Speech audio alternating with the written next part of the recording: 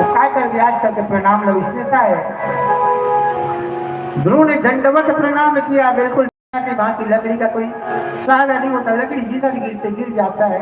ध्रुव सही है, वो भी कहता है मैं भी तो तुम्हारा अपना हूँ। हम लोग काफी आरती करते तो गाते हैं ना, तेरा तुझको अर्पण क्या लागे मेरा, सब कुछ तो तुम्हारा है, यहाँ तक के शरीर भी तुम्हारा है।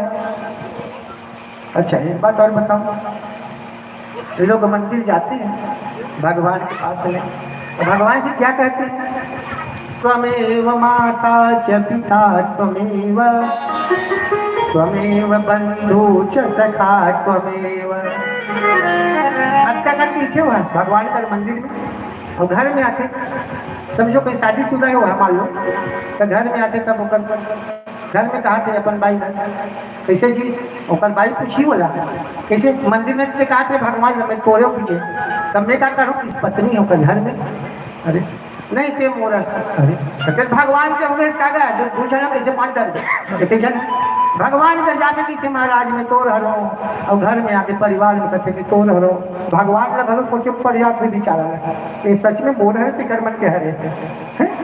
राधे राधे, ये बात है, कितना झूठ बोलते हैं हम लोग भगवान के पास में।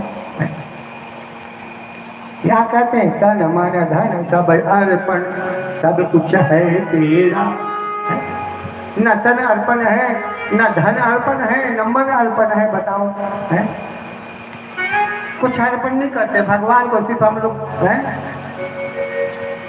तो भैया ध्रुव महाराज ऐसे नहीं थे, नारद के चरणों में गिरे, नारद जी समझ गए बच्चा संस्कारी है। अब देखो जो सच्चा शिष्य होता है ना, उनको गुरु खोजने की जरूरत नहीं पड़ता। भाई दुनिया में बताओ खाली कथा में ये ला पावे चेला देख ले, मोह गुरु बहुत बना ले चेला,